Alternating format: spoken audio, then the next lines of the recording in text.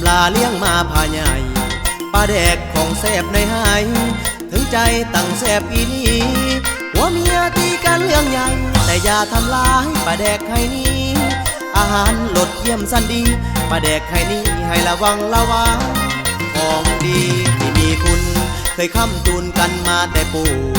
ปลาแดกที่เหม็นตูรูปลาแดกกับปูแซบหลายเด้อนางเอามาใส่แกงหน่อไม้ผักคะลงใส่พร้อมใบยะนาง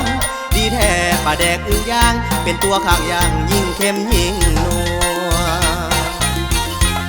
ทุกเพื่อนต้องมีปลาแดกอย่างน้อยต้องแทรกไว้2-3 หายถ้าขาดปลาแดกเมื่อใด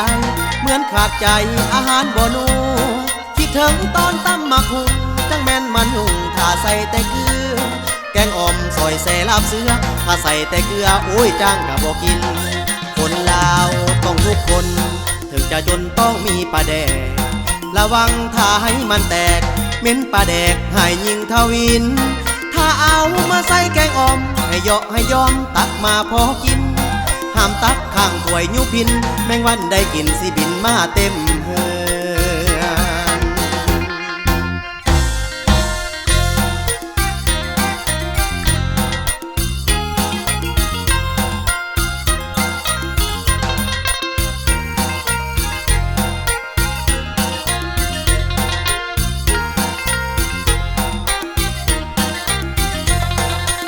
อนต้องมีปลาแดกอย่างน้อยต้องแทรกไว้2-3 หายถ้าขาดปลาแดกเมื่อใดเหมือนขาดใจอาหารบ่นัวคิดถึงตอนตำหมักหุงจังแม่นมันหุ่งถ้าใส่แต่เกลือแกงอ่อมซอยแซ่ลาบเสือถ้าใส่แต่เกลือโอ้ยจ้างก็บ่กินคนลาวต้องทุกคนถึงจะจนต้องมีปลาแดก